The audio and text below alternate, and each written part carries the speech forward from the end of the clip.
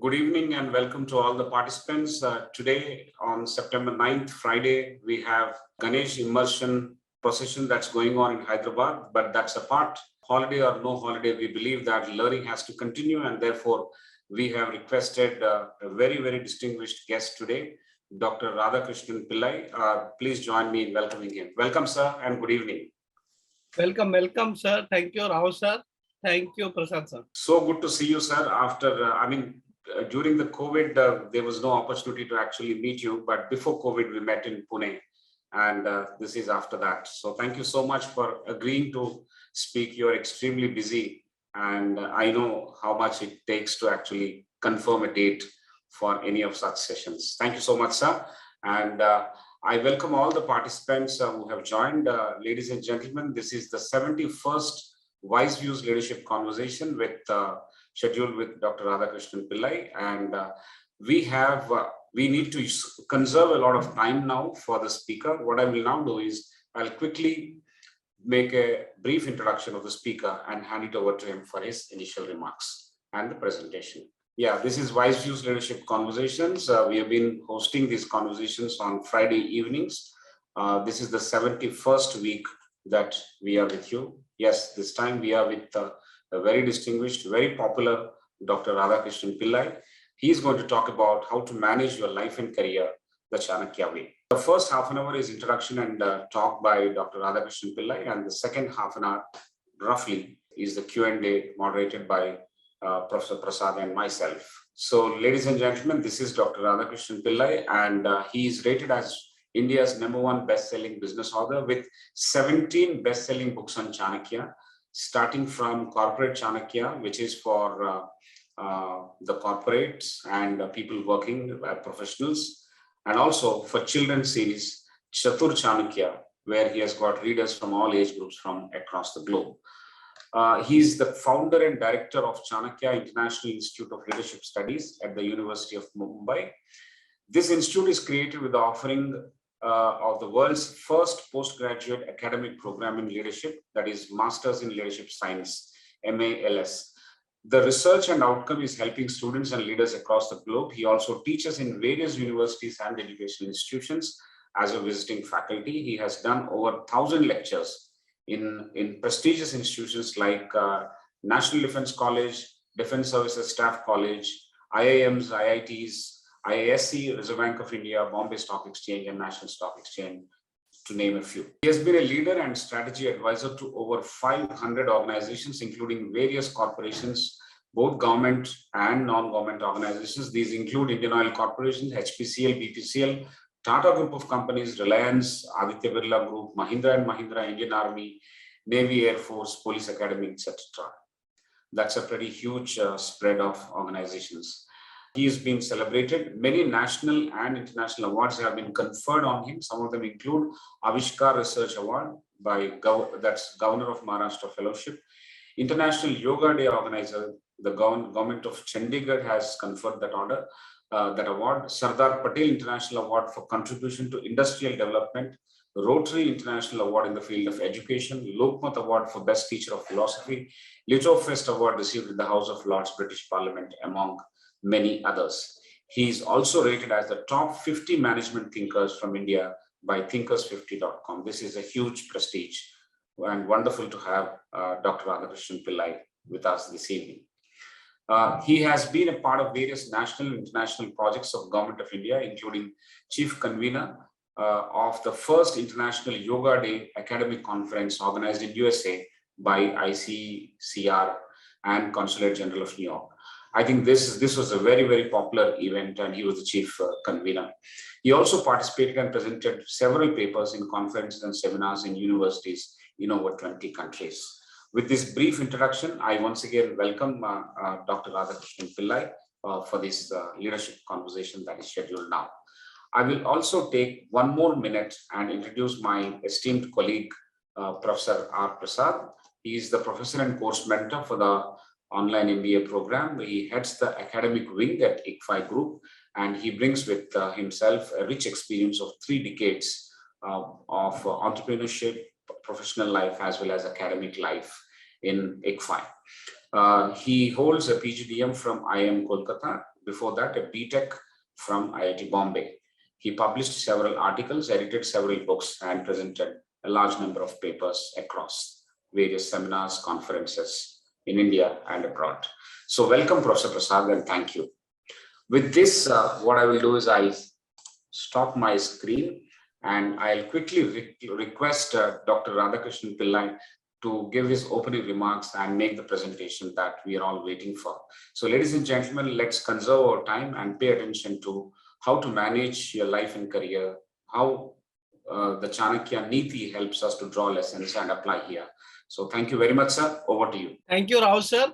Good evening, Prasad sir, and all the participants who are attending online. It's a very interesting time that we are going through. Number one, it's a festival season. As Rao sir said, in Hyderabad, Ganesh Visarjan, in Mumbai, where I'm speaking from, it's a big day because of the day when the final Ganpati immersion happens. And already the festival season is lined up right from Ganesh Chaturthi, and now we have Durga Ashtami coming up. There'll be 9 days of Durga. It will go on till Diwali and up till New Year. So let us not forget, in between all this festive season, we also have to take care about your personal lives and career. And with all this, we have the Azadi Ka Amrit Mahotsav happening, 75 years of Indian independence. Plus, recently we have so many changes happening in all places across the globe. Sometimes it's the leaders getting changed politically or dynastically, as they say. Yesterday we had the queen leaving her body and now her son will become the king. So I think in all these flux that's happening, let us not forget our priorities. So let's enjoy life with the festive season around. At the same time, let's also make a good life and career out of the whole thing that's happening. And my input over here for the next half an hour would be speaking on Chanakya and some of his strategies. So with your permission, Rao sir and Prasad sir, can I begin? Yes, sir. So what I will do is I will begin with a small video. It's a video which is actually in Hindi, but we have subtitles in English also. So requesting Rao sir and the team, if you can play the video first, and then we'll come back to the PPT. So as the thing is getting set up, this video is from a serial called as Chanakya by Dr. Chandraprakash Dwivedi. It talks about his strategies, how he dethroned King Dhananand and made Chandragupta Maurya his king. So it's a very interesting serial. I would request all of you to watch it beyond this particular lecture, because I have personally seen this, recommended it, and I have seen a lot of strategies from it. So over to you, Rao sir. So as the thing is getting set up, I'll give a little more background. In our Indian culture, all successful people were supposed to have a basis of philosophy. So, even if you look at, the Mahabharata or the Ramayana, we don't just look them upon as heroes, but heroes with certain values and philosophies. So we'll have a scene being shown that Chanakya will be actually discussing certain philosophies of our great Indian culture. So believe me, all our students were actually taught philosophy first before they were taught strategy. And strategy also is a philosophy by itself. Sama, Dana, Danda, Veda, as one of the very popular strategies of Chanakya, it's a philosophy also. So we'll see that, but I like to begin with this particular video. There is a system in our great ancient education system called as Shastrartha. Like how we have seminars, people coming and presenting papers. So here they're discussing the philosophies of our great culture. And all the students were supposed to develop many qualities. And the foremost quality is called Abhayam, being fearless. So you find that all the teachers taught not only the philosophy, but also be fearless in living those philosophies. So we'll go ahead, because Chanakya first is known as a philosopher, a great teacher, but his subject is strategy. So with that, I request Rao sir to put on the PPT, please. And friends, believe me, if you have a combination of philosophy and strategy, you can manage your whole life and career. And let's see how. Next slide, please. You can pick it up full screen. So a quick snapshot on who was Chanakya, when did he live, what did he do, and why is he a legend. So let's go back to history. Chanakya lived in the 3rd century BC, known by 3 names, Vishnugupta, Kautilya, and Chanakya. He had taken an oath to pull down the Nanda dynasty, Chandragupta Maurya's kingmaker. You saw Chandragupta Maurya in the video towards the end, yeah. So he says, if the leader is bad, I can create more leaders based on the power of knowledge. All of you are connected to an academic institution like ICFAI. Believe me, knowledge never ends. You may get a degree, you can get more degrees. But as you see, Prasad sir also, right from IITs to IIMs, and now a teacher himself of strategy. So knowledge is always ever evolving. And our country has been the knowledge center of the world for centuries. So based on knowledge, he created leaders. He also defeated Alexander, who came to defeat India or conquer India. He was responsible. But very important quality of a good teacher: documentation, writing books, what we call as textualization of knowledge. I repeat this very important thing. In India, we believe in textualization of knowledge. If knowledge is not documented, textualized, given a particular structure, knowledge will be lost.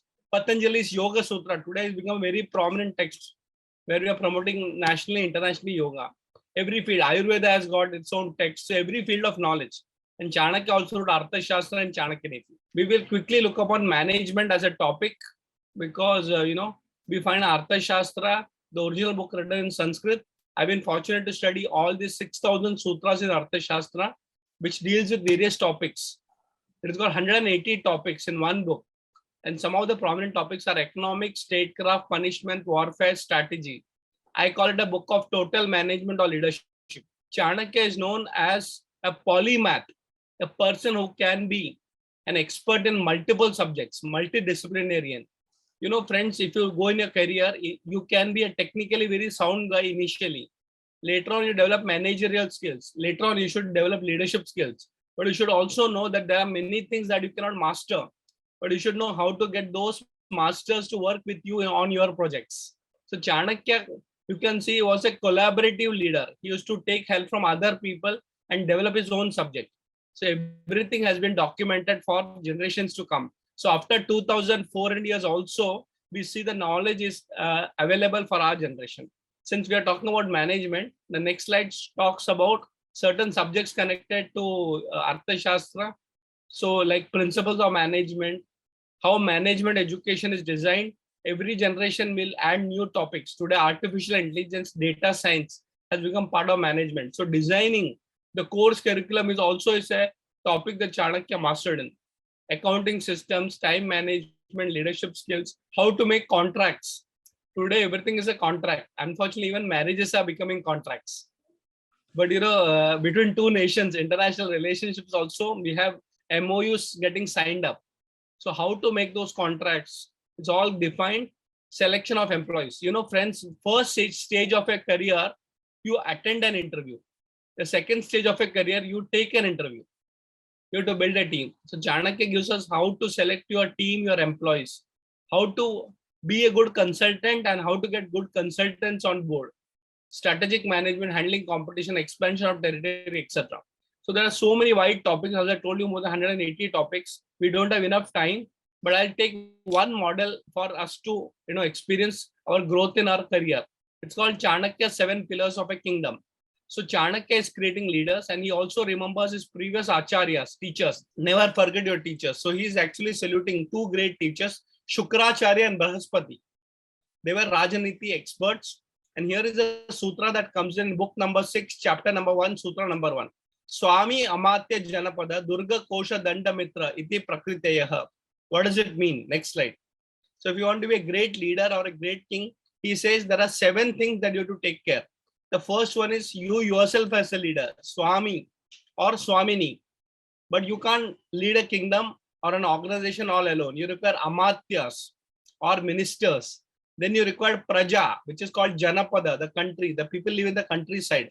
India is a country of villages. So Janapada, then Durga, the fortified city or the infrastructure. Kosha, you need to manage your finance. I think it's very easy to understand finance. And Chanakya was an Artha Shastri. He believed in the economic strength of a country. Fortunately, we are all becoming one of the richest part of the world right now. Already we are the 5th largest economy. So without that, we would never get the respect that we demand or command in the world. Then Danda, you require a great army. And of course, Mitra, your foreign policies or your allies. All these 7 prakritis or elements put together becomes a great kingdom. Now let us see, since most of us would be in the corporate world or entrepreneurship world, how can we apply that in business? Next slide. So think about it. We are thinking about strategy. Suppose you're running a company. The 7 pillars of kingdom become 7 pillars of business. First is you require a good leader. So develop leadership qualities. Next, develop good managers below you. So captain also requires great vice captain. Janapada, your market, your customer, your client. Durga, your head office if you are working in a plant or a machinery, world-class infrastructure, physical and digital. Then we have kosher. Your finance has to be sorted out. Chanakya says treasury should not be full. It should be overflowing. Instead of looking out for finance, you should have so much money that you should think about investments. Danda, you should have a strong support team. The larger the company, the larger number of employees. And finally, Mitra, your friend, ally, consultant, vendors, partners. So just to sum it up, you have to think what is the weak link in your particular organization. Is Swami the problem? If the Swami is good, then he has to create the level 2 leaders, that is the Amatyas.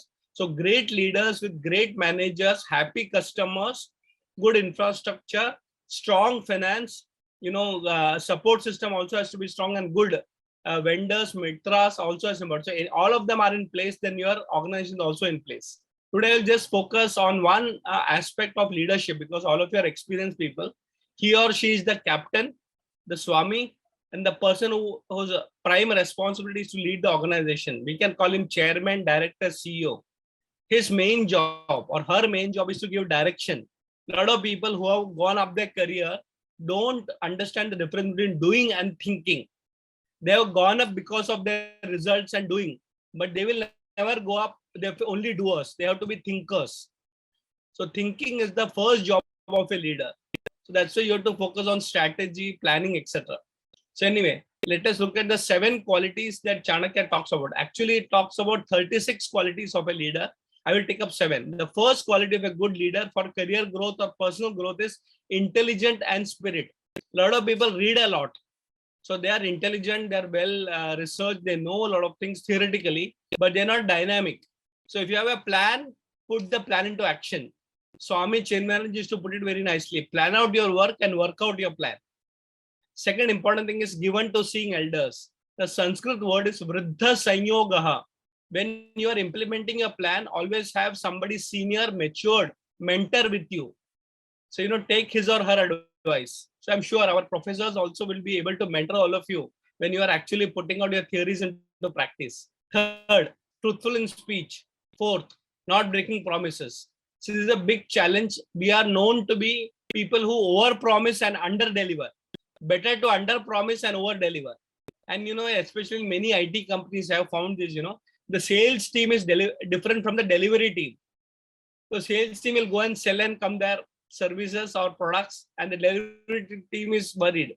And the customer says, what is this big gap? So better to under promise and over deliver. So never break a promise. In fact, in Indian culture, shabda, the promise that you give is bigger than your own life. Ramayana says, Raghu kila Rita sada chali aayi, prana jai par vachan na jai. Even today, we believe in the value of the word. Never make a promise. If you don't know, if you're not sure, don't make a promise. But if you make a promise, better fulfill it. Never under deliver. Then the next quality is humbleness, grateful. All leaders should be humble. And that's why we even today respect Dr. APJ Abdul Kalam, the president of the country, supreme commander of the 3 armed forces, but always humble and easily approachable. So be approachable, and very important quality, desirous of training. If you are the head of an organization, get trained, and please give training to your people also. Have good budgets for training sessions. You can associate with our institution ICFAI for delivering management programs also. A lot of people, especially SMEs, don't plan out training as a very serious priority. But leaders should prioritize. It is not an HR function. It is a leader's function to make sure training continuously happens. And finally, easily approachable, open door policy.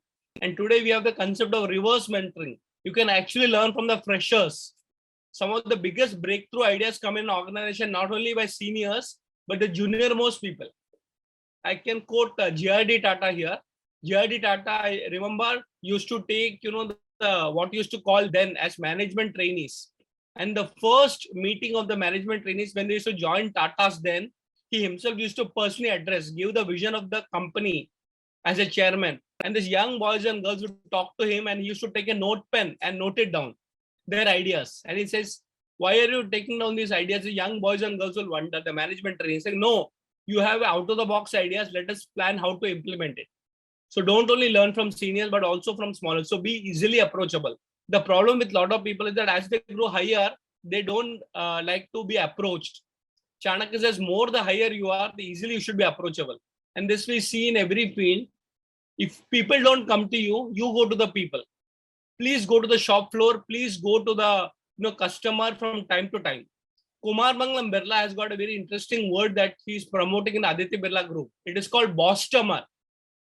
My biggest boss is my customer, and you'll be surprised to know that Kumar Mangalam Birla has a list of customers where he himself goes as a chairman of a company.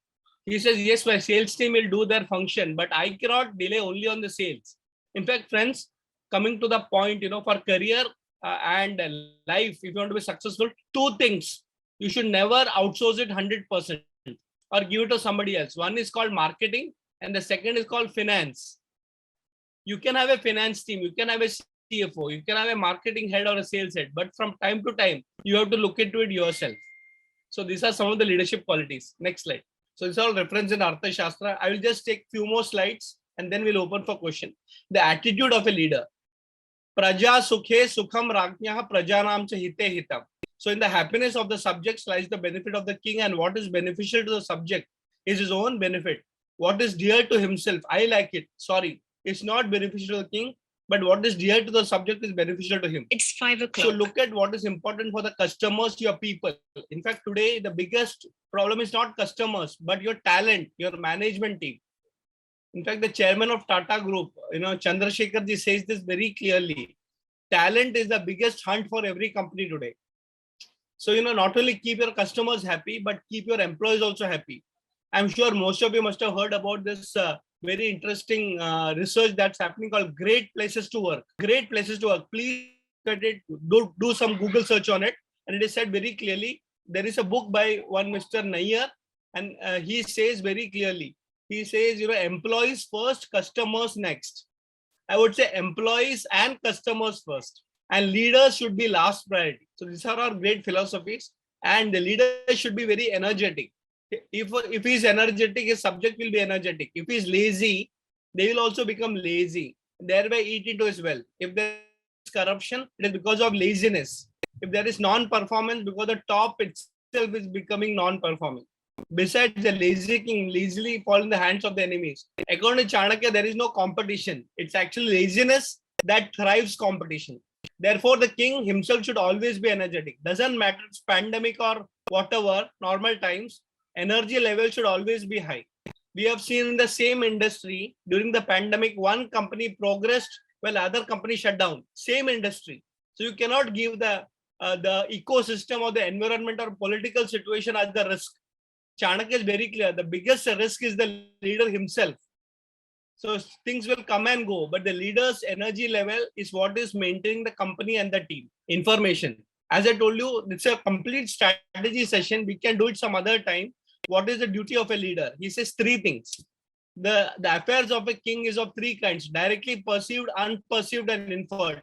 So it's all about information gathering. So today you can actually look at data directly perceived. You go and meet the customer and get insights. Unperceived through reports, management reports, and inferred by listening. Keep your ears and eyes on the ground, as they say. So if you can get information, and today you can easily have a lot of analytics around your information and make plans and strategies around it. This leader's job. Next slide. I'd like to just wind up with 3 action points. The first action point: the leader should constantly hold an inspection of their works, men being inconstant in their minds. You have to take regular reports of your people. Inspection and reporting, if not done, people can become lazy. So Chanakya says, put a good checks and balances, management information system around your company or your business, that makes it sense. Even in our country, we have watchdogs. Second action point, he should have constant association with elders, like what you're doing, This kind of a meet is to bring in some experts on panel for association with elders and learning for the sake of improving his training. Like I'm an expert on Chanakya. I'm sure you've got so many other experts coming in.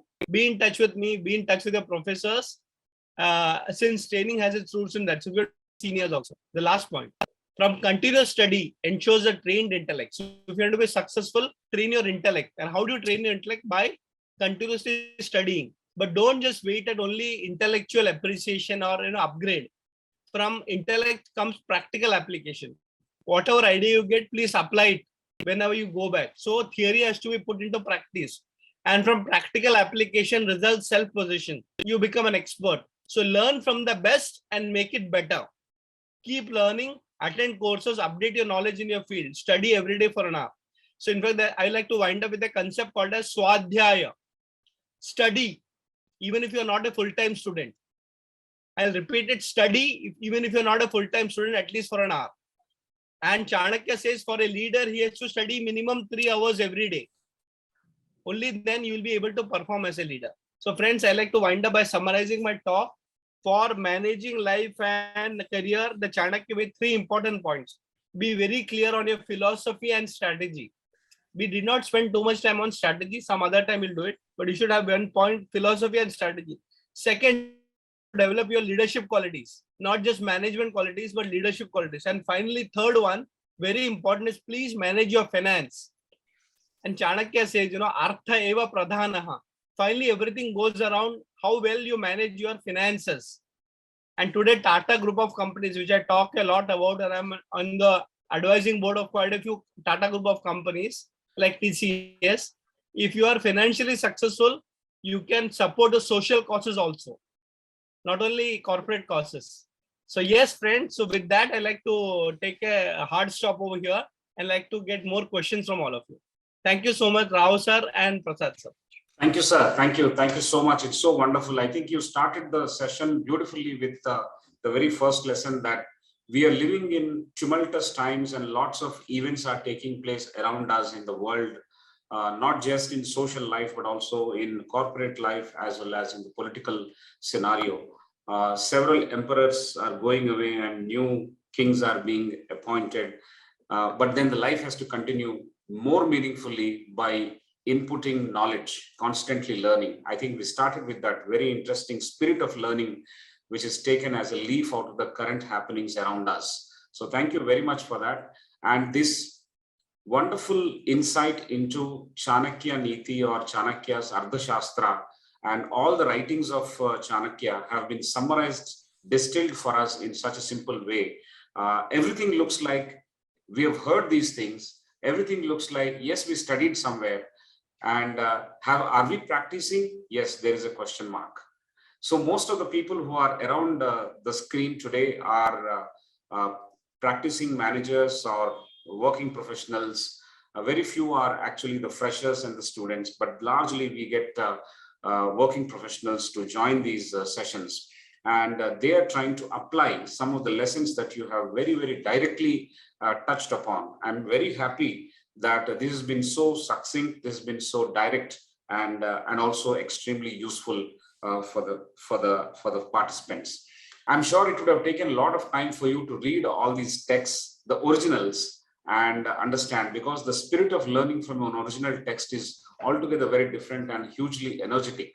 But we are very thankful that you are with us today to share some of those distilled learnings for us in those simple 1 or 2 slides that you have mentioned. What looks very simple is actually very profound behind the slide, and the kind of energy that you bring to explain that point, which will also be very clear during the Q&A session that the participants are waiting for. In my simple summary for the opening remarks, sir, we are thankful. We are not just thankful for your time and expertise here, but we are also thankful for making it extremely relevant. These are the words that we listen to. These are the jargons or some kind of contexts and concepts that we have every day.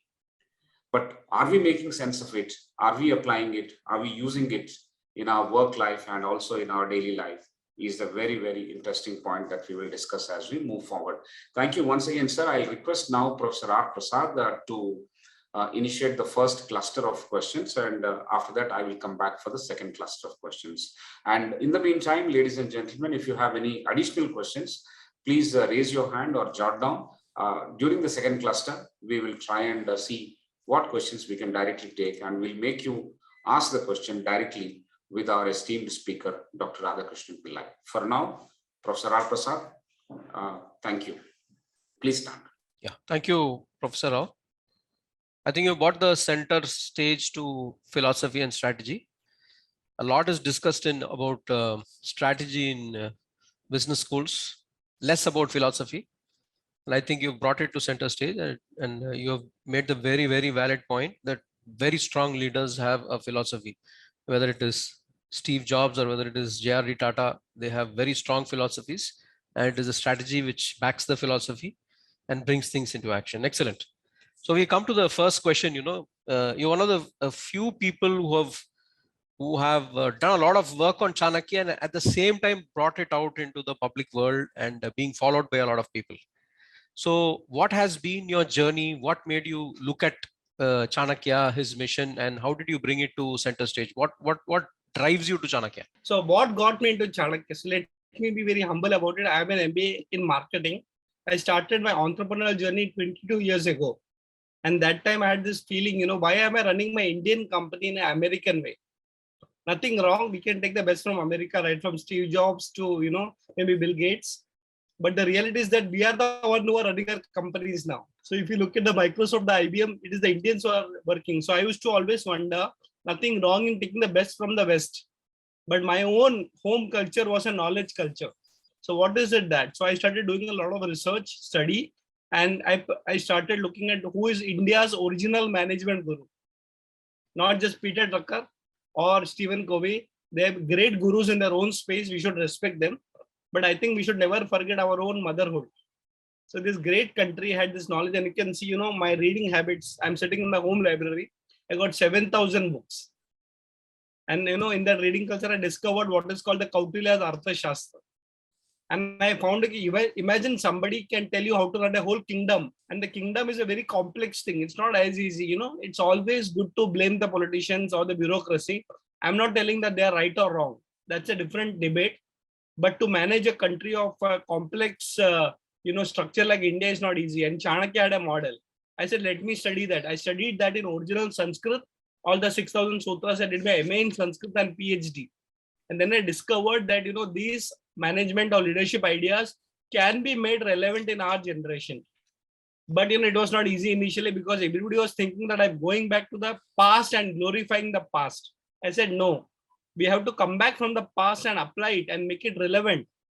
And as Rao sir said, I tried to simplify it because if you go into the Arthashastra, you will find a lot of academic books, scholarly books. Nothing wrong in that. There is one group of people who like to get into the scholarly part of it, which is, purity part of it. I tried that, but I think the greatest contribution is to apply in your life, your career, your company, and can you then share your wisdom with others?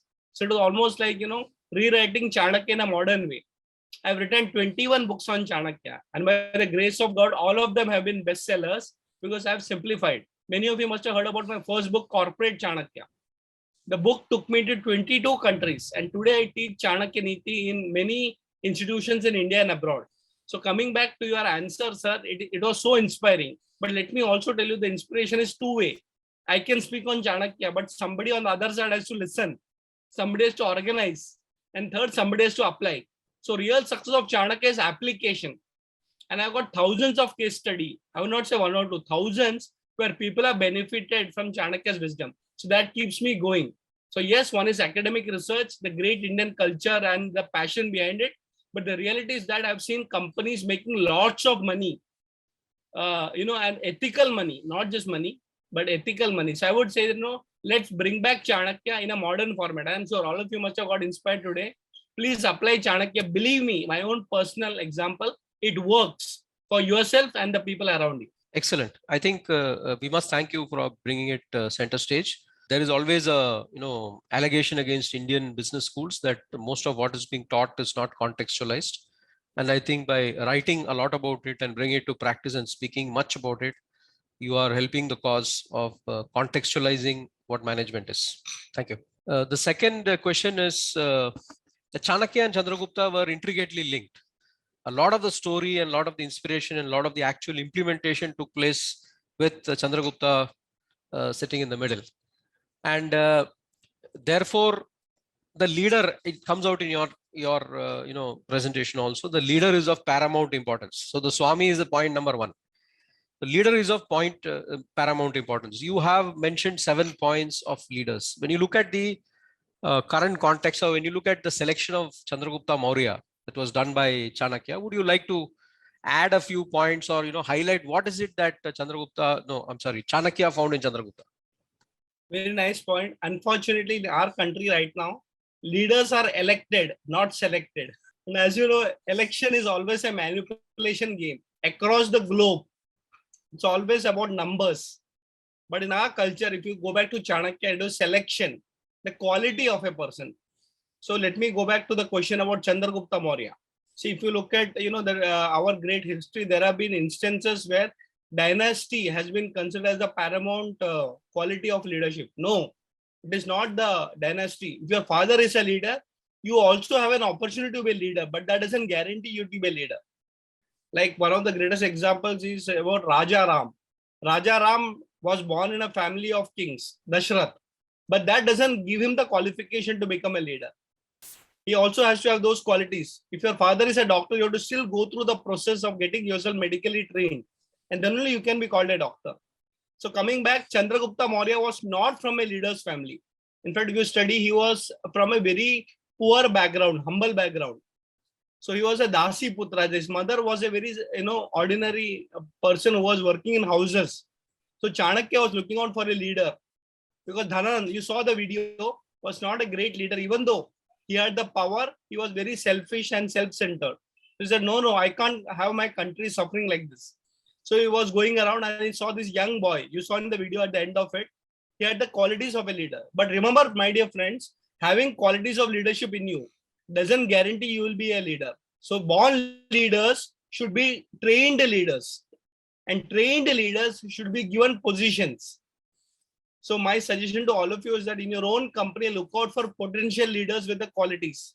But that is not enough. You have to put them to a rigor of training. That's where you can type with ICFAI, put your whole team, develop the qualities, and then give them small projects. At the end of it, they will shine. So 3-step. Identify leadership qualities in your team or your people, train them in leadership qualities and give them position of leadership. Don't make them chairman, but you can make them a small project head. See the performance, as we call pilot project. If they do well, give them bigger projects. I'll give you a simple example. Again, going back to Tata's. There was a big problem. Cyrus Mistry and Ratan Tata. Unfortunately, Cyrus Mistry died on this car accident. All of you know it. But you go back, Cyrus had the largest share in the Tata Sons. He got in there, but there was a rift. I don't want to get into that. That's not my area. But they realized one thing: why don't we select a leader within the organization? And the most successful leader was the head of TCS, Chandrasekhar ji. I hope all of you remember he was leading TCS, made it one of the most profitable, largest part of Tata's. And when he got the chance to become the chairman, he performed. I don't know if you're aware of it. Chandrasekhar ji has been reappointed second term as the chairman of Tata. So you see, existing leader given a small project of TCS, performed, made a chairman and given second term. Nobody is questioning him. In fact, he's turning around companies like Tata Motors and Tata Steel. And he's already, Tata IPL, Tata Marathon. And so you have to understand one thing. Chandragupta Maurya was identified, trained, given a position. And today, even now, the whole knowledge of training is documented and we can use it. Thank you, sir. Excellent. I think this election versus selection is a point to consider. And it's not always democracy which brings up the best in terms of leadership. Maybe in terms of interests, yes, it does bring to the forefront, but in terms of leadership, not necessarily. I think the three stages that you've mentioned are also extremely useful: identify, train, and project, and is of extremely good use for practice day to day by all the colleagues sitting around the table. The next question is there a Chanakya type genetic makeup still around? And is there any close evidence that we have in modern times? For example, if we take COVID, then we take countries across the globe and leaders who have looked at it. It's a sudden kind of an adversity, nobody expected it. So is there anything equivalent to what Chanakya has said, which has been done across in some places? Can you highlight some of his philosophies and principles in that? Many people ask me this question, saying, who is the closest person you have seen who can be called the Chanakya of modern day times? And they expect me to answer Amit Shah. By the way, for all of you, Amit Shah considers Chanakya as his role model. But I consider Sardar Vallabhbhai Patel as a role model Chanakya. Now, to understand that, you have to go back into that era. Imagine 1947, India just got freedom from the Britishers. But look at that situation. We were not one country. we were 550 princely states coming together. I'll repeat it. We were not one country. We were 550 princely states coming together. And Sardar Vallabhbhai Patel had three responsibilities. Number one, he was the deputy prime minister along with Nehru. Number two, he was the home minister and information and broadcasting minister. So three top portfolios, and his biggest job is to get this 550 princely states together. Not a difficult task, not an easy task. For thousands of years, all these princes, rajas used to consider themselves as a monopoly, and you have to break that, and not one or two. Imagine 550 princely states. So number one is that to set up a good governance system in a modern era. Second, he was a lawyer. He had to bring in modern law into the application of an old civilization. The third important thing that he did was, himself putting up lot of, checks and balances. The Indian Police Academy in Hyderabad is called as Sardar Vallabhbhai Patel Police Academy. The reason is that he was very strict, and he is known for using what is called as Danda Niti of Chanakya. Danda Niti means the rule of punishment. So if you look at it, if you look at what happened in many places, everybody did not agree. So be it Hyderabad, be it many other places, they said, no, we don't want to join the union. So that time we had to use something called as Danda Niti. Junagadh also was a problem. A lot of people said, if Sardar Vallabhbhai Patel could even solve the Kashmir problem that time, he wouldn't have been facing this challenge. So coming back, but the center of everything is that he was never into power politics. So there is one story which says that he was actually appointed or selected as the prime minister. I don't want to get into that debate again. That's not my area. But the whole idea is that somebody who says it's okay to be deputy prime minister and still lead the country. And today we have the Statue of Unity to unite so many people. So he was absolutely unselfish. I have done my first research work on the life of Sardar Vallabhbhai Patel. It said that when he died, his personal bank account only had 51 rupees. Even if you look at today with all inflation, it could be 50,000 rupees. But for a home minister who could take away the power from 550 princely states, he only had 51 rupees. That shows that his personal integrity mattered a lot. So I think, friends, for me, the modern Chanakya, till now at least, has been Sardar Vallabhbhai Patel. Thank you. Thank you for giving us a flesh and blood example that we are able to relate to in our immediate past, and we are also able to understand because it has not been too much of a time. The next question is, it takes India versus the others right now. India wants to be one of the top 2 economies by 2047. And given the demographics, it certainly can do so. US is one of the economies that it has to overtake because in all probability, the highest one would be China. Now, both the US, China, and the other major economies will push back. So what would Chanakya's moves be to reach this goal? So I'll introduce all of you to a concept called as Bigig issue.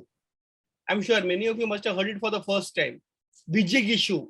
It's a terminology that comes in Artha Shastra.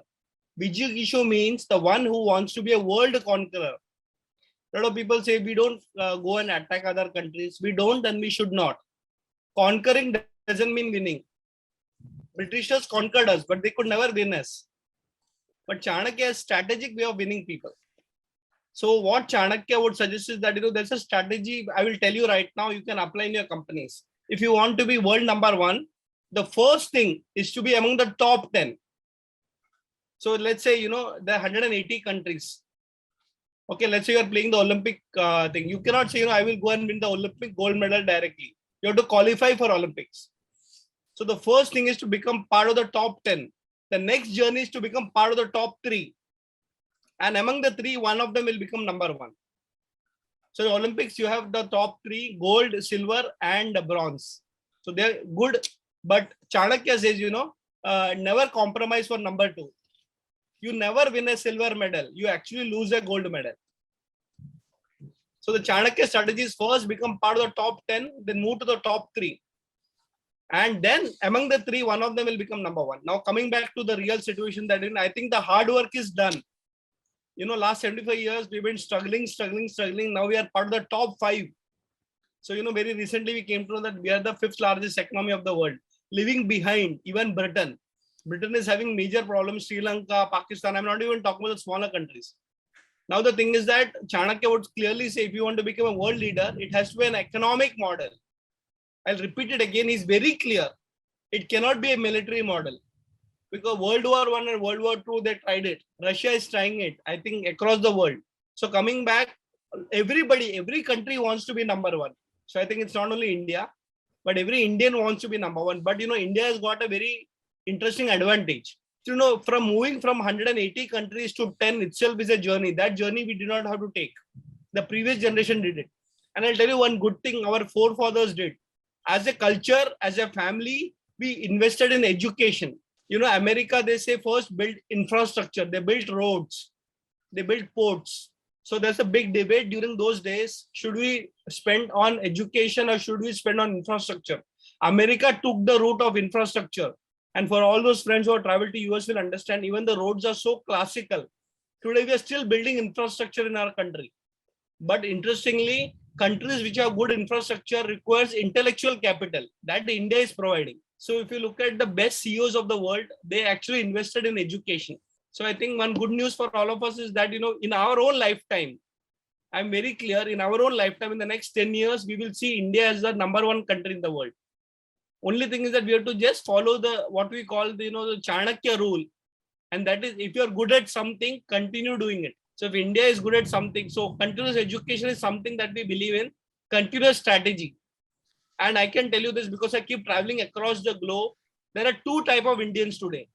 Indians living in India and Indian diaspora abroad. The people across the globe who are from Indian origin is also India's strength. So just to give an example, Subhash Chandra Bose, he built what is called the Indian National Army. But if you study properly, you'll understand Indian National Army was not built in India.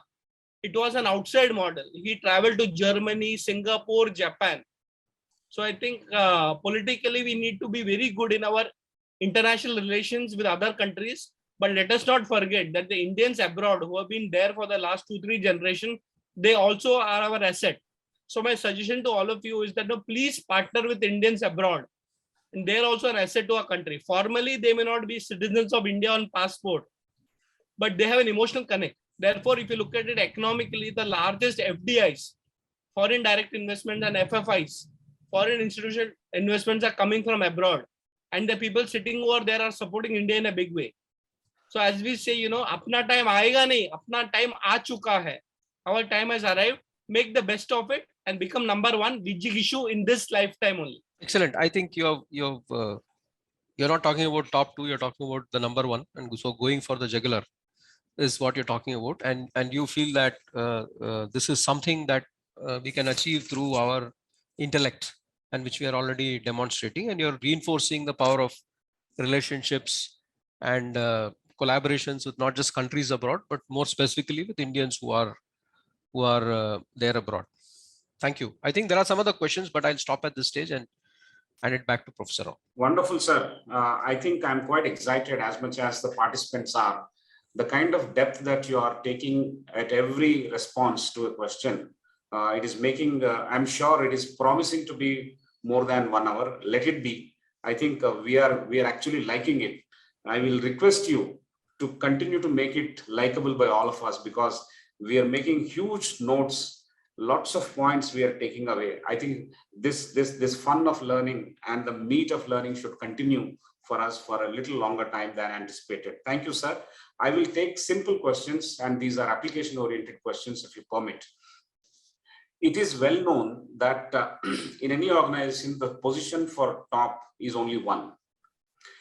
But if many have leadership traits, will there be conflicts? How do you look at this? Very beautiful question. I'll give you a real life example. We are working with a company where the CEO was a performing CEO. He took the company, a family run business, from 50 crores to 5,000 crores. Now think about it, a family run business. He's a CEO. I know personally. They called me for a leadership program. CEO was a very good leader. The board was family run. So from 50 crores, he took it to 5,000 crores. But there's a problem. He wanted to retire at 60. The board, the family members never wanted him to retire. So they gave him an extension for 2 years. And then again another 2 years. He was very tired. He says, I can't be working lifelong. He went to the board and said, I don't want to work anymore. But then they asked him, who is going to be the CEO? Well, I never thought about it. See, this is a problem. Leaders after retiring also don't want to retire.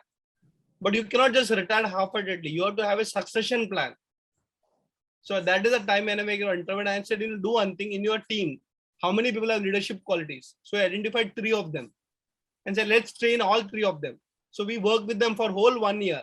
And after 1 year, again the CEO went to the board and said, remember, I'm 64 years now. I can't continue, but I have a solution to your problem. I got 3 potential leaders. You select. So it's good, right? You're having 3 good vice captains, potentially identified, trained, and now the board decides who's going to the CEO. But you'll be surprised what happened. The board was so happy with the CEO. He said, you take a big package, you go. But now we got 3 CEOs. One person will make the company CEO. The other 2 will open up new companies for him. So, it's a mindset that only one person can become a leader. Why? Why can't we have multiple leaders in the same organization? In fact, it is said, yes, in many cases, like, positions like chairman, it can be one. So there is a Jack Welch model. If there are 3 good leaders, 2 of them have to leave. Otherwise, it will become a political, corporate politics. But Chanakya has a different solution. If you have 3 leaders, start 3 kingdoms. So why work about competition? Think about collaboration. So you can be good if you become one great. If you can become a good leader in other organization also, and all 3 of you should work together to help each other. So Chanakya model is not survival of the fittest. It is, live and let live. So let there be more leaders for more organizations. And if you can't be a leader in your organization, go out. There are thousands of companies waiting for Indian leaders. So go abroad and become the chairman of another company. Thank you. Very, very interesting, sir. Very interesting in the sense that you have compared Jack Welch or the modern day management or leader to Chanakya's beliefs and practices. And there are solutions there which you have suggested. I think if there are more than 2 leaders or if there are 3 good leaders, expand your territory or look at new territories so that you all can be there.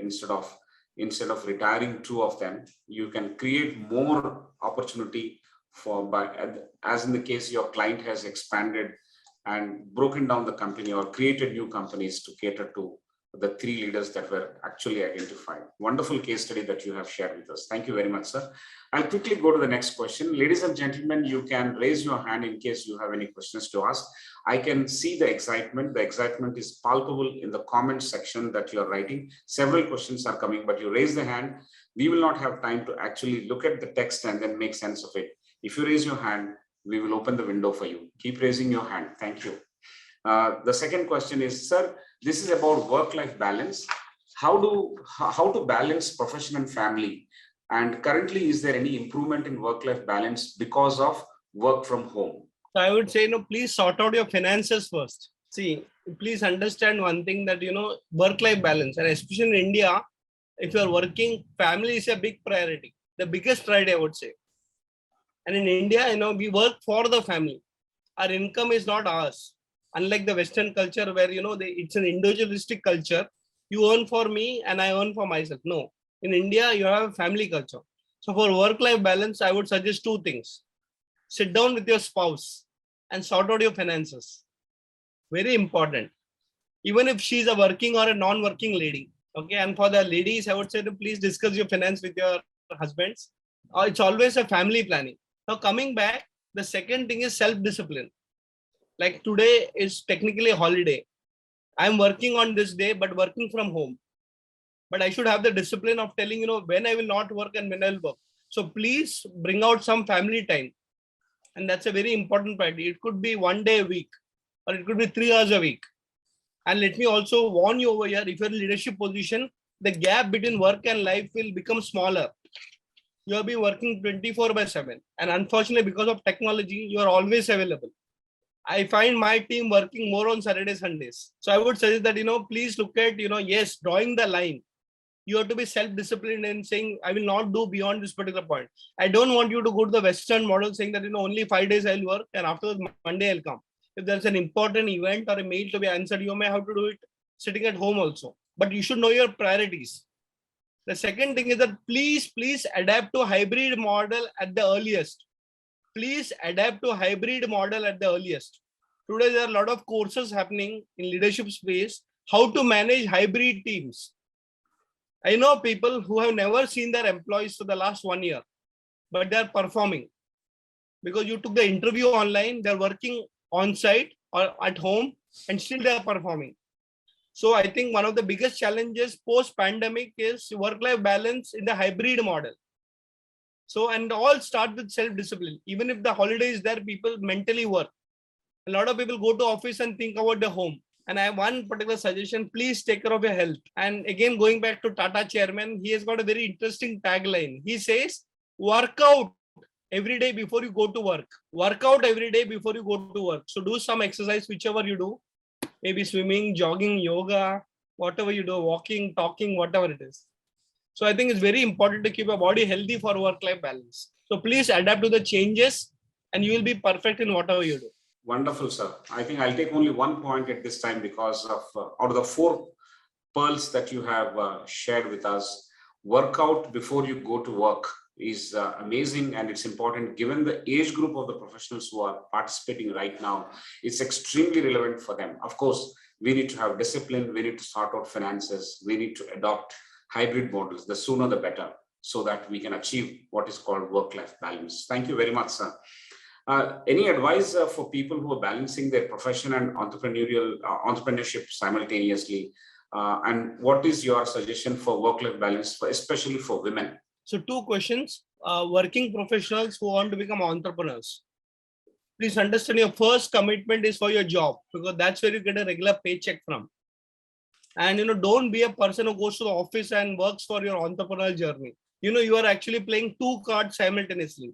My suggestion is that be committed to your job wherever you are working. So if you're working for 8 hours, don't go there and start making websites of your companies. That is unethical. Forget the ethical part of it. It's a personal commitment that if I'm getting salary, I will work, do my productivity. But after 8 hours, can you spend 2 hours per day at home to build your entrepreneurial journey? I would say, it's like, this line is big. It is giving you the kind of finances required, the kind of a career graph required. But entrepreneur is a small thing. You have to work extra every day. Maybe on Saturdays, Sundays, you work for more time. Make it very big. And I would say, there comes a point in a life where you say, now I'll no more work in a job. I'll become a full-time entrepreneur. That time you have to discuss with your family and especially sort out your finances. I'll give an example. Have you heard about an author called as Anand Neelkanthan? If not, you can Google it. He's the creator of Bahubali. Yeah. He wrote many books and he used to work for Indian Oil Corporation. Imagine a government job. And for a Malayali or an Indian, getting a government job is like dream. Can you believe it? That he actually quit an Indian Oil. He was the marketing head of Indian Oil. And it is a multinational Indian company. It's a Navaratna, paying, good salary. But he started writing in the evenings on Saturdays, Sundays. He built his career. And when he left, he was very clear, I'm getting more money than in my regular job. So the first thing about entrepreneurship is that, don't take it lightly. It's a big commitment. In fact, you will not have work-life balance if you're going for entrepreneurship. The second thing is about entrepreneurs and women. I always believe that women are natural entrepreneurs. Women are natural entrepreneurs. They are good multitaskers. Unfortunately, they have to manage their families first. There's nothing wrong in that. So I would suggest for women, start small businesses where you can manage your family along with your entrepreneurial business. When the children grow up, it's easy to go into entrepreneurship full time. But for women, I always suggest, please keep studying yourself. Please keep educating yourself. But the children will require you till a particular point of time. So let's say when the children are gone to colleges, you'll have more time. But at that time, you cannot say I'm an available lady. I can work anywhere. No, you'll go back to a job. But I don't want you to go over to a job. Get a good qualification when you're a mother. You can take out 2 hours every day, study, equip yourself. And believe me, afterwards, you will be a lady who will be respected. And, it's always good to be a mother and an entrepreneur. So with the ladies, I would say, please also make an ecosystem around you. Your family support, your relatives, your children, everybody should be there to help you out. It's not going to be easy because there's a lot of expectation from homemakers. But, you will never regret if you can balance everything. And since you are naturally a multitasker, it's an easy thing. But have the support of good education qualification. Second is, small team that supports you, your domestic help, your family, etc. And the third one is please work out in the finance again.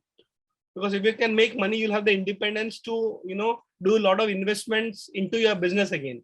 Thank you. Great, sir. Wonderful. There are a lot of points there actually for women. Women are regarded, according to you and according to many other gurus, that they are very good at multitasking. They are natural entrepreneurs. All they have to worry, I mean, it's applicable to even men, that we need to keep studying, updating, create a small team that can take care of the requirements of the family and the requirements of the business.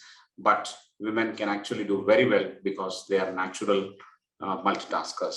Thank you very much. It's not easy. It's not easy to actually strike what is called a work-life balance. But if one can structure it out carefully, work out the finances carefully, and also the support teams, I'm sure it is possible. Thank you very much, sir, on that. I'll go to the next question. We are seeing multiple career stints. Can multiple career stints with breaks a viable alternative in the given day, today? In fact, that is what you should do. Please take a break from your career.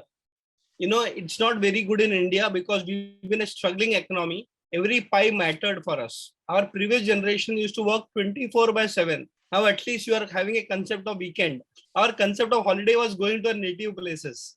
At least now you have enough money to go for some vacation and all those things. Now let me tell you, friends, in the Western world, they always very clearly believe a concept called sabbatical. Sabbatical comes from the Jewish word Sabbath. It's a spiritual break. In India, it's a very, very big social problem. We don't like to take breaks. We like to keep running. So if the child is given a 10th standard, immediately everybody will ask, what are you going to do after your 10th standard exam? I want to take a break for a year. Nobody will actually like you. After graduation, the first question is, where are you working? Why should I work? Can't I take a break? After you're working, when are you getting married? After you got married, when are you going to become a parent? After you become a parent, what are your children doing?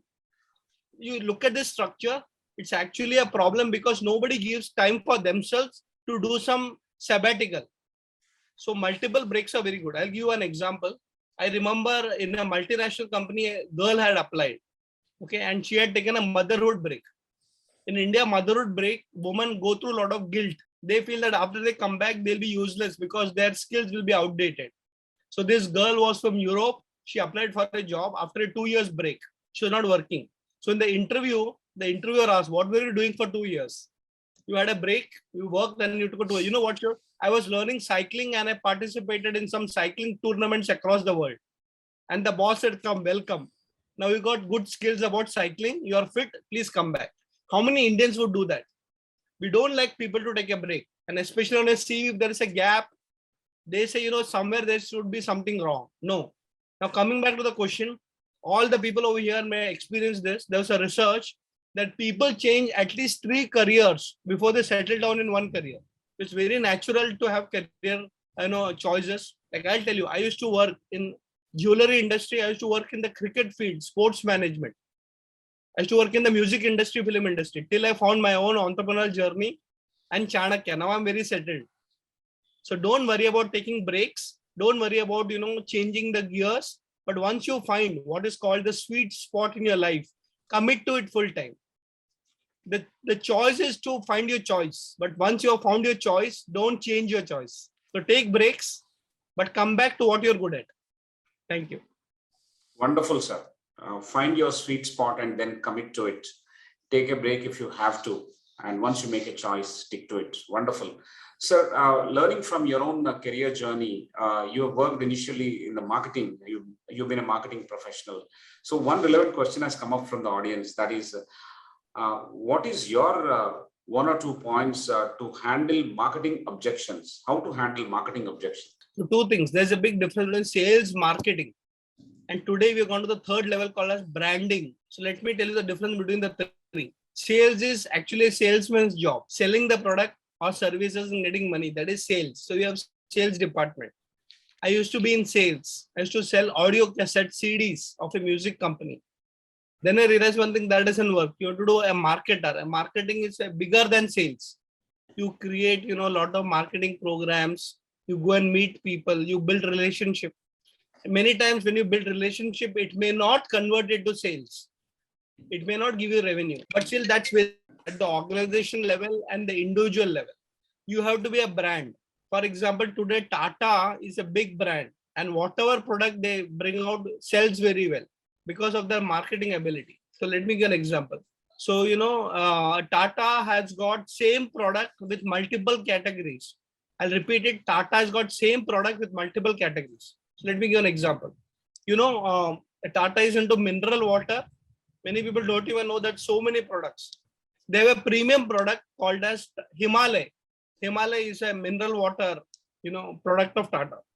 And the same company has produced another mineral water brand called as Tata Copper. Himalaya 1 liter is 100 rupees and Tata Copper is 20 rupees. So now understand, they have a brand called Tata. They have a marketing product called as Himalaya, or maybe it has got, what, Tata Copper. The sales team is different. So you cannot have the Himalaya guys selling the copper, because the copper goes to the lower end of the bottom of the pyramid. And the high-end 5-star goes for Himalaya. So your sales team is different. Same thing Tata has done with Starbucks and Tata Tea. Tata Tea is available in every chota, as we say, chai shops. But Starbucks is a brand by itself under Tata. They even supply the raw materials.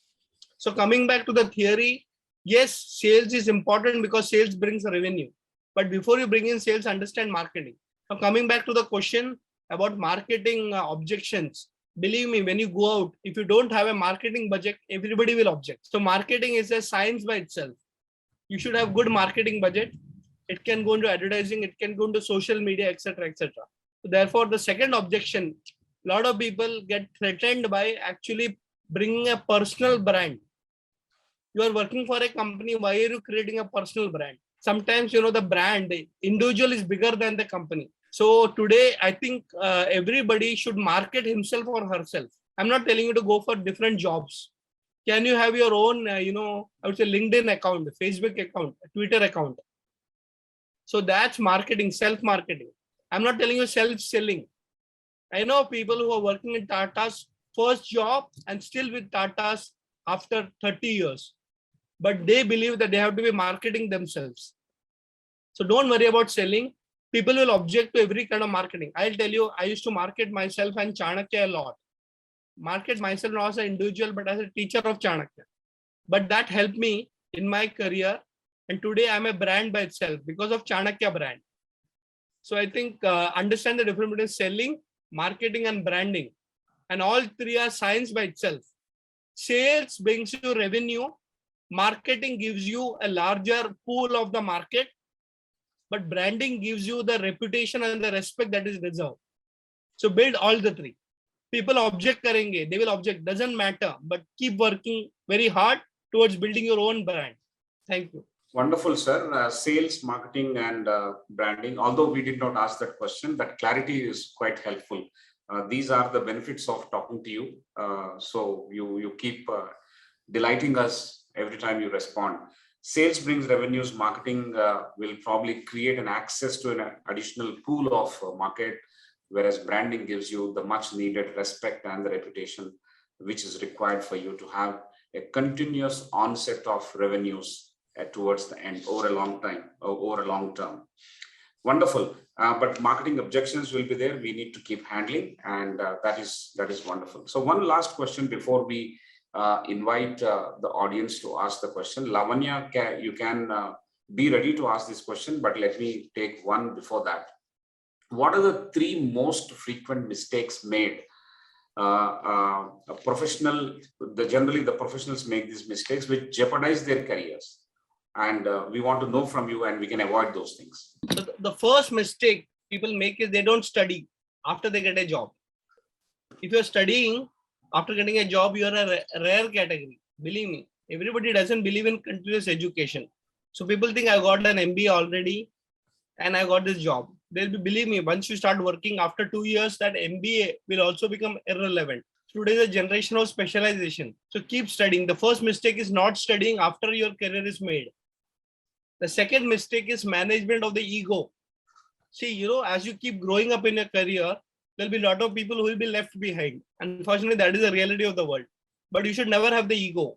People say, I have outgrown that particular person. Why should I spend time with him? Your own colleagues who are with you, and suppose you have become the head or you are become a senior guy. Many times I've seen people not giving access to them. Yes. In fact, that's a big mistake. The people who are left behind, you have a responsibility to pull them up also. Maybe they can become part of your team. So that's the second mistake, not giving access to people who are left behind. The third and the most important thing, everybody knows about it, is your own ego. And the best about ego is not listening to the small guys.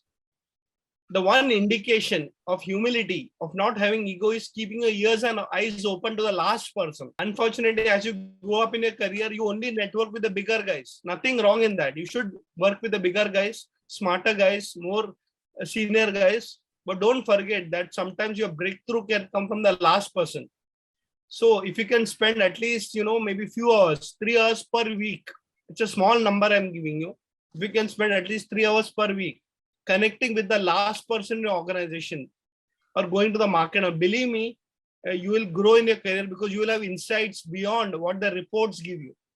You'll have insights beyond what the reports give you. So these are the 3 things that is coming off mind. Otherwise, there are many.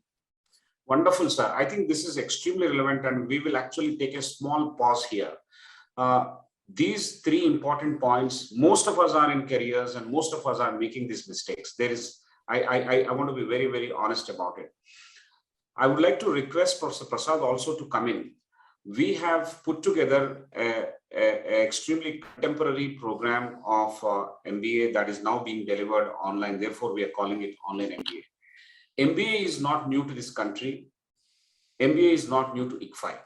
But there is a new program which has been launched recently with several learnings from the past, connecting it to the house of quality that ICFAI is, and also making it extremely contemporary and relevant to the working professionals. How we can incorporate these, I'm sure the first thing that comes to my mind is people who don't study after the job, people who don't upgrade themselves, don't upskill themselves, don't keep learning, probably we get left behind. We will be irrelevant over a period of time. How our online MBA program, what is the philosophy behind this? Philosophy is equal to strategy, we learned in the beginning of the session. So Professor Prasad and Professor Radhakrishnan Garu, both of you will have to help us understand how these programs can be made extremely useful and relevant and how ICFAI has started. Maybe we'll have an initial response from Professor Prasad and then over to Professor Radhakrishnan. I think an educational program, just as much as a book, gives you a frame of reference. The frame of reference is to connect to what is around you. Just as Dr. Radhakrishnan was talking about Chanakya then and Chanakya today. It is Arthashastra. Arthashastra is a framework in what Dr. Radhakrishnan is talking about. What we are talking about is the conceptual frameworks that MBAs bring. I mean, technology is one dimension in it, but there are many age-old principles. After all, it came from ancient science, whether it is war or whatever else it may be. So these frameworks help you to reflect on what's happening around you. And a lot of people, I mean, for us, it's the online MBA program, but any educational program gives you that new frame of reference. The issue is that many times the way education is delivered in India, it is taken as a set of things that you should pass. Now, that's where the mistake is made. If you're able to see through real life eyes, those frameworks through real life eyes. So the example here is of a working student, because the program caters largely to working students. 90-95% are working. So their entire workspace is in front of them. They see so many dramas and stories happening every day. Now, how do you use all that and connect it through these frameworks and therefore enrich yourself to handle these things better is what an MBA actually gives you. And the power of the online MBA is that you're still working and you just need to spend those hours a day outside that space and see how to build your experience and construct something out of it for the future. Today, innovation and entrepreneurship are driving economies. And if you're doing it within your organization, it is innovation. If you make a business model out of it, you can run a venture out of it, it can be. But either way, if you don't do that, then you just remain there. So how you pick up from an idea and bring it to implementation, whether it is inside or outside, is what an MBA should be able to do at the end, because they are leading the charge, whether it's the PM of the country running the country or whether it is somebody who's on the shop floor, they are leading the charge. So if you're able to bring in that particular innovation in today's change, I think that's what's going to add value and that contributes to the drive to become the number one. I leave it at that. Dr. Radhakrishnan. So any particular education program, as Prasad sir pointed out, gives you new conceptual frameworks. My suggestion is that please enroll on any academic program which gives you a conceptual framework. But I'll tell you, there are 3 benefits from it. Benefit number 1, even if you are already an MBA, let me tell you, even if you are already an MBA, when you do an MBA for the second time, it's upgraded knowledge. It's updated knowledge. So don't imagine that, what I learned 10 years ago is the same thing that they teach. No. So every education institution updates its course curriculum. I know of so many people who have done the double PhDs, and I ask them why. Saying that, that PhD was 10 years ago. Now it's an updated PhD. So number 1, the benefit that you get is your knowledge gets updated. Second benefit, which everybody forgets, your classmates, be it online or offline, you network with other professionals in different companies, in different fields. The third important thing, you have got live case studies. One is when the professor is taking the class and your colleague is also a live case study. He or she will be applying in their organization, sharing the ideas with you, and you also will be doing that. Imagine we got 50 students in your class, just as a number, So imagine you're learning from 49 people plus the professor. So at the end of every class, you got 50 new case studies, and you'll be the 51st. The professor will come back with an academic framework of his case studies, which is his reading, his researching, he'll bring out. But that is not the only one. The one sitting next to you in the class, online class or offline class, he will tell you, I applied in my company. So he's a case study. If you can document, believe me, you're so rich. You'll have a new problem. And the problem is too many choices. So much knowledge, theoretical and practical. So please join, and believe me, it really works wonders. And Amazing. Your friends are for life. Yeah, thank you. Amazing. I just want to add to what Dr. Radhakrishna said. I think this is extremely important. If you've got friends sitting in class who have work experience, you've got as many students as you've got eyes. Yeah. Eyes into the market. And therefore, that level of peer learning is a completely different thing, which you can get in an online kind of a program with people with work experience. So amazing. I think what is relevant today, or the takeaway from this session for today, is that constantly upgrading yourself, join a program. Even if you are an MBA sometime back, join again, because you would have upgraded your knowledge. Second, there is an amazing access to networking. And the third one is you are dealing with live case studies apart from the simulation case studies that the pedagogy brings in. That is anyway there, the micro cases or the macro cases. In addition to that, the people who are part of your classroom, I think our online MBA program sessions would bring in this much more than any other program, because of the practice and the lessons from the practice that they bring in. It makes a very, very rich discussion in the classroom, albeit this is an online classroom, but the kind of people who can very quickly apply various frames of reference or the concepts that we are talking about so quickly, it can be made learning easy and fun. I think that is wonderful for us. I'm a fresher when I studied my MBA, and I was a fresher when I studied my MBA, and understanding those concepts at that time was always difficult. Actually, management is something which you'll understand by application. Even in the beginning of the session, Professor Radhakrishnan has mentioned, you apply, contextualize it. I think that's where it really becomes, it comes live for our understanding as well as application. So thank you very much, sir. And one point that actually draws a line here is that any program, whether it is ICFAI's program or anybody else's program, if it has real world learning for real life applications, which I'm sure ICFAI is, if I'm not having any bias, it is called owner's bias. But if you have a real world learning for real life application, that's what we should go for. So thank you very much, sir. That's a wonderful point that has come up, and I'm very happy about it. Now we'll open the window for Lavanya to raise that question. Srikanth, can we help that, please? Good evening, sir. Thanks a lot for the amazing presentation. My question was, in Chanakya's Arthashastra, there is reference to one cardinal principle like friend's friend is friend, friend's enemy is enemy, enemy's enemy is friend.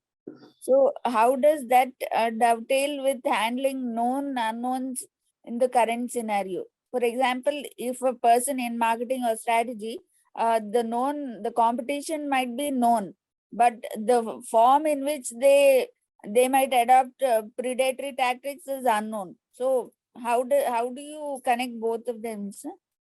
Thank you. For all the people interested in this question, this concept or framework is called as Rajamandala theory. Okay. So this is a concept used in international policies. Rajamandala theory comes in book number 6 of Arthashastra for reference. You can go and Google it. A lot of research papers available. Thank you, Lavanya. You brought out a very interesting point. Enemy's enemy is a friend. It's actually used in geopolitics more. But coming back to the corporate example, if you look at it, let's say you have an competition enemy and his competition becomes your friend. But I don't want to limit it to only that. Believe me, your supplier or vendors today are actually common. Okay, so today it is not competition alone, it's also co-opetition. But when you come to the point that imagine your two competitors having a common vendor, what do? Two competitors having a common vendor, then it becomes a commodity game. Like, I'll pay you 100 rupees, the other guy is paying you 98 rupees. That's why you should have another friend with you who can give you maybe 96. So what do multinational companies do? They have this concept called as 3 vendors. So the one vendor is going to the competition. I will choose my own vendors from the remaining 2. So as you grow bigger and bigger, that becomes a problem. In fact, you'll be surprised, multinational companies actually work on this only, vendor management globally. Imagine, I don't know if you heard the news today, Tata may be making Apple phones in India. Have you heard about this? No. Yeah, it's a manufacturing. Imagine this, Tata has pitched that make in India, Apple phones will be made in India by Tata. So where is this line? And saying that, no, he's not my competition, but he can be my friend to scale up my business. I'll give another example. Recently there's a lot of tourism development in India. A lot of new hotels coming up. Within Tata Group, there are many verticals within Indian hotels. The most famous one is Taj Group of Hotels, but we have Vivanta, we have Ginger Hotels. Do you know in many places where the future, for example, I think the current government is promoting a lot of spiritual places. In Ayodhya, Tata is building 4 5-star hotels simultaneously. Not 1 or 2. There'll be 4 Taj hotels coming up. So now summarizing the whole thing, you need to have an eye on the market potential also. So, sometimes it's a strategy of, friend versus enemy, but there could be a strategy called as mergers and acquisition also. I'll give a live example. Have you heard about a company called as Varroc? Many of you may not be heard about. It's actually a sister concern of Bajaj. And their turnover is more than, I think now, 30,000 crores. It's that big. We don't even know these big companies in India because they're very silent. I always tell them, please do some branding. Okay, their CSR budget, corporate social responsibility, philanthropy, charity budget is almost 100 crores per year. That's so big. So imagine we have companies in India. Now coming back, I remember the first stage when they were around 3,000 crores. You know what they did? They went to the vendors and they said, if I have to grow, you have to grow. So they actually invested money in their vendors.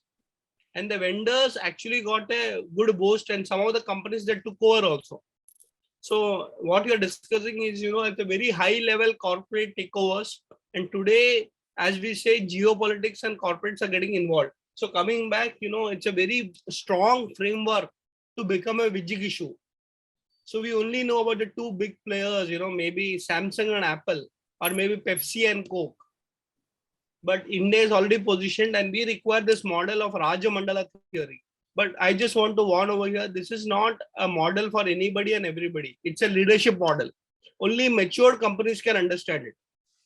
So as you said, enemy's enemy is a friend, but actually enemy can be a friend also in a given situation. So let me tell you, it is said that, let's say I'm in a house, I may fight with my brother every day. But when an outsider comes in, my brother becomes my best friend. Now in a village, I may be one house fighting with another house, my neighbor. But when an outside villager comes in, we become one. So in country also like India, we keep fighting among states. But when an outsider comes in, we become one.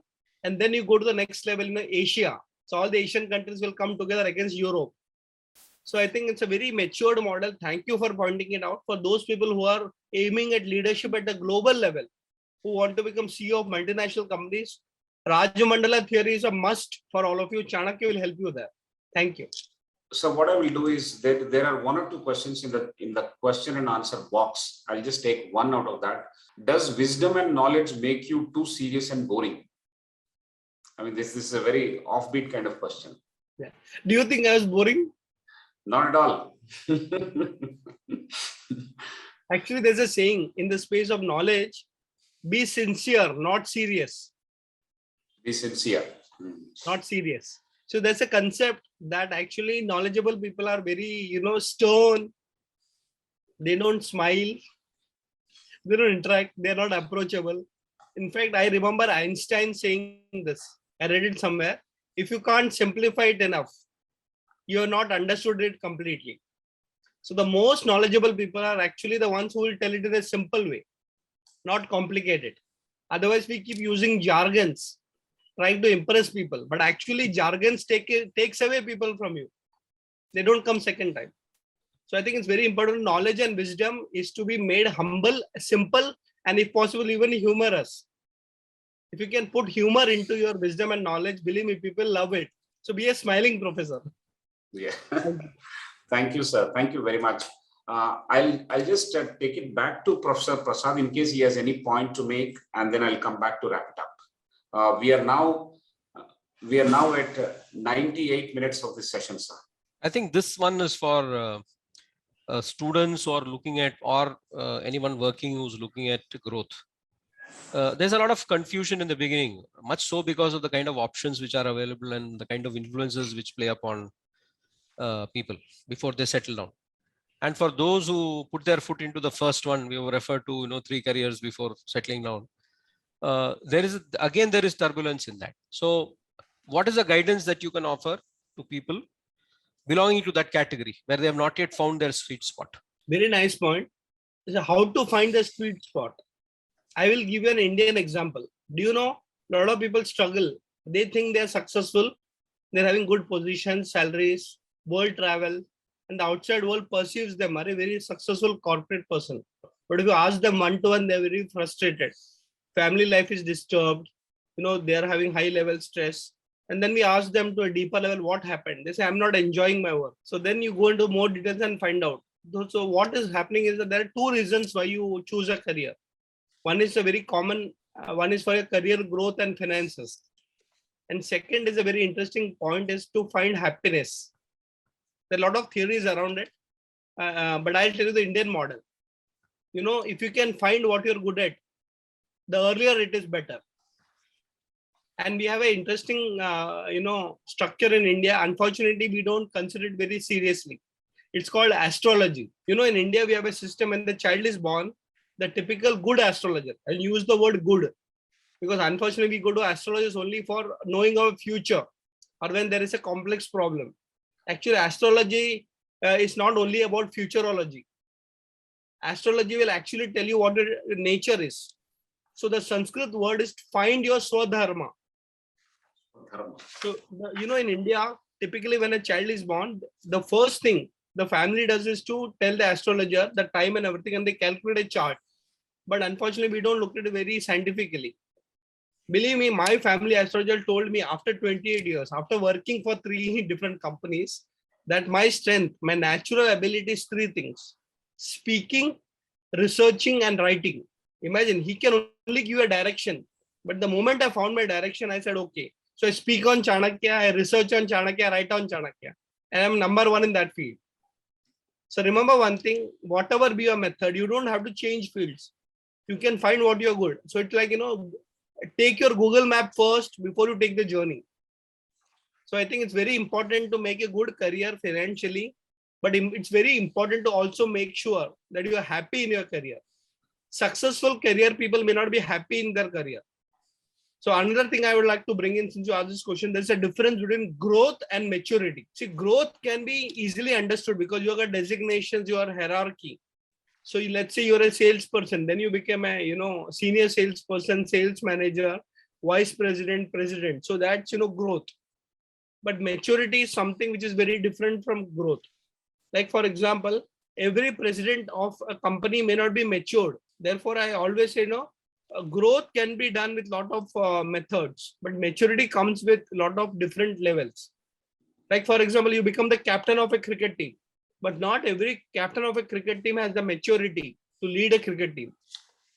So he has grown from a player to a vice captain to a captain. That's growth. You can see it.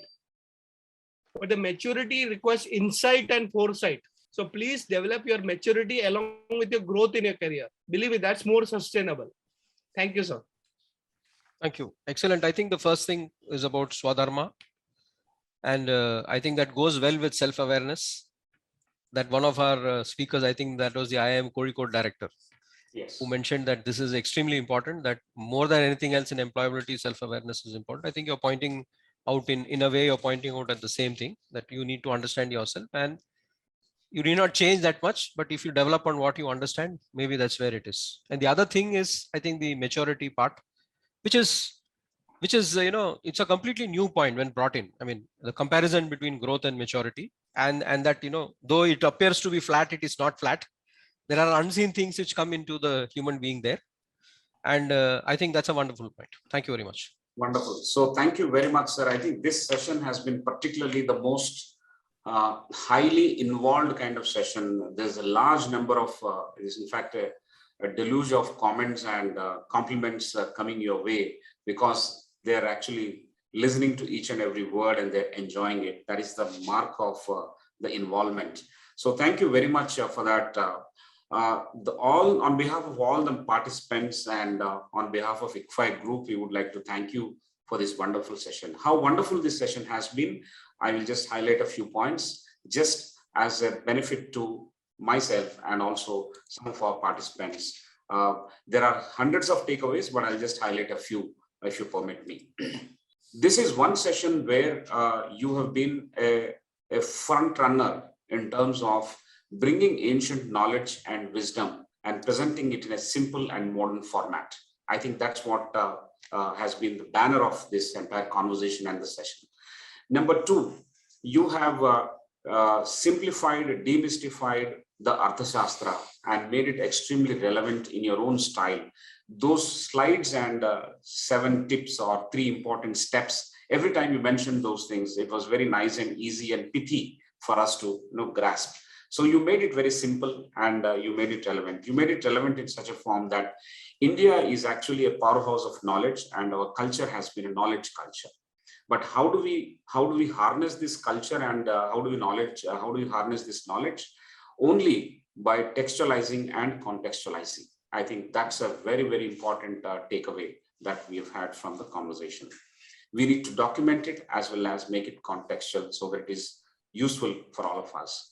We listen to it, we appreciate and apply in our own situations, and that's where we're going to make the most of this treasure that's available with us. And therefore, you have painted and also helped us understand that Arthashastra is one of the best treatises on management and leadership that we have today. And that's the topic of the conversation today. In terms of action, identify potential leaders in the organizations, train them, and also give them positions on a pilot basis. And these are very simple steps, but it exhorts all the leaders. There are leaders at various levels, but everyone can actually identify that. Only true leaders will build leaders. And how do they do it? By identifying, training, and giving them the positions.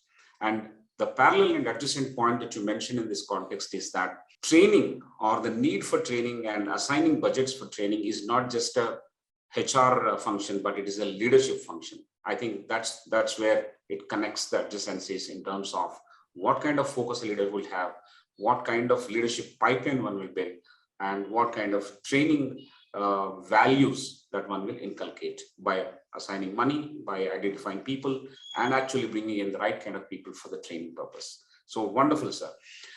And somewhere at 75% of the conversation stage, you mentioned that Sardar Vallabhbhai Patel is the closest to the modern days Chanakya.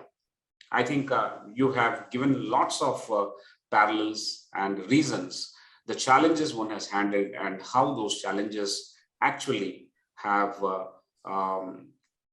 personified the Chanakya Niti And therefore, Sardar Vallabhbhai Patel is the closest Jita Jagta example, not Jita Jagta example, as Professor Prasad said, flesh and blood example that one could have given. So thank you so much for that. The other thing that was always ringing in my mind while I was making notes is that you never win a silver medal, you will actually lose a gold one. I mean, this is extremely profound, stated in a simple manner. You have brought it out of the context and created those perspectives. This was in the context of what is the journey of rise for India and what are the steps that India will have to take up. I think you said very clearly, we need to get into the top 10, then get into top 3, and then be number 1. So there's a journey involved, there's a plan involved, there's an organization involved, there's leadership involved. I think there is strategy and philosophy that guides all these things. So that's a fantastic thing. And you also have told us that for India, especially for India, in this journey, the economic model will be the pathway and not the military model. The military model could have been a choice made by certain other countries at this stage, even today. But the journey and the rise to the top for India is the economic model, and we need to strengthen that to be on top. And we are already actually healthily progressing in that direction. So it was fantastic when you made these suggestions. And as a matter of optimism for students who are in India, for leaders who are in India, who are living in abroad, we have to believe. I mean, it starts with belief that apna time actually aa chuka hai. Our time has come and we need to act on it. The other thing is leaders will have to work on what is called succession plans. And if they don't work on succession plans, again, they're not leaving a good legacy of what the leadership is all about. People will grow, people will age, they will retire. But succession planning is like ensuring that your legacy stays, making sure that the benefits of the leadership that you have built in the organization is sustainable. I think succession planning is all about that. And people who continuously learn, people who continuously influence others will also have to be very, very sincere, but not serious. As you said, a smiling professor. I think we directly take those suggestions from you and make sure that we keep smiling. And like Jim Collins mentioned, we need to take out the Google map before even starting your journey. Before buying your bus, you should know where you want to go. Before appointing a driver, before having a bus or a vehicle, you should know where we are going. I think that's a fantastic point. And another important differentiation that you mentioned towards the end is growth versus maturity. Growth can be attained through various means, but maturity is a craft, is a cultivated. Someone who has successes and failures, someone who has blended young versus old, someone who has blended ancient wisdom with the modern management. I think that's where maturity comes. And maturity is something which is like chiseled out, straightened out, ironed out kind of a feature, whereas growth can be through any other means that one can have.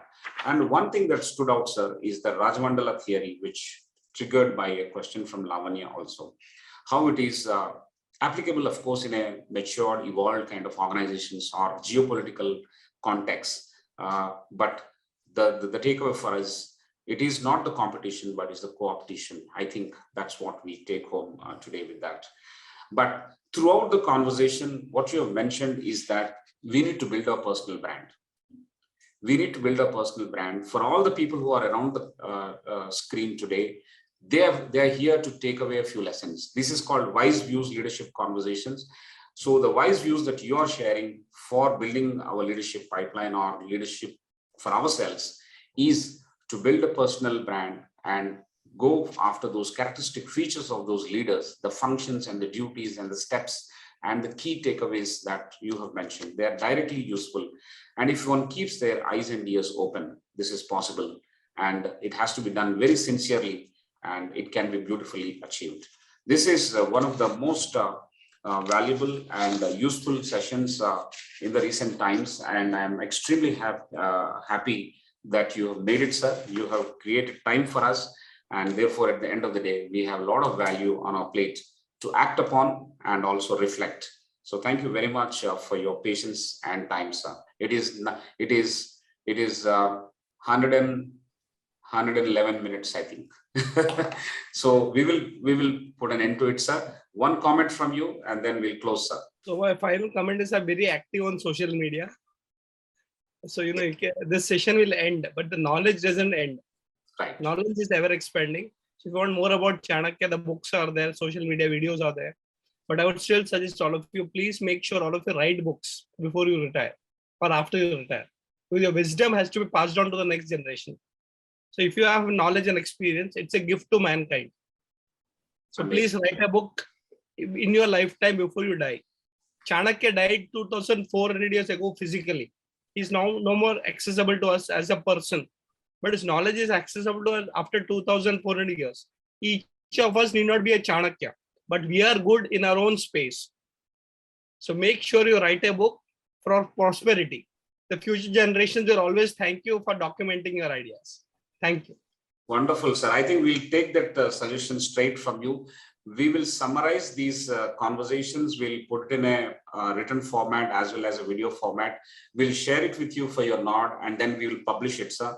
We've been having this, as I said, every Friday. We'll put it together so that it will benefit at least a few of the people out there who can read this book. Yes, we need to make this for posterity. And since we are having these conversations with extremely good people like you, most qualified as well as been there, done that kind of leaders, I think we will make it useful and also spread the word among the younger leaders, the leaders who would like to learn from you and publish these books. We will take your nod before doing that, sir. And I will also share with you beforehand the summary note. It is prepared by one of our senior advisors, Professor Vedpurishwar, and we will share it with you and make sure that our participants come back to us every Friday at 4:30 p.m. And next time, we have another young leader who is going to talk about how to decode the digital jungle. So this will be on 16th of September at 4:30 p.m. And I request all of you to come back. We will share the information with you. We'll post it on social media. But till then, go back and read about Chanakya, Chanakya Niti, the directly relevant and applicable lessons that we have in our management, in our leadership roles, in our own daily life as well. The discipline of finance and the discipline of your aspirations, couple it with upgrading the knowledge and joining one of the any programs that you have, one of the best programs that you come across. Please join, upgrade your knowledge and stay relevant. And we'll see you next week and every week on Friday at 4:30. Thank you, sir. And thank you all for your patience.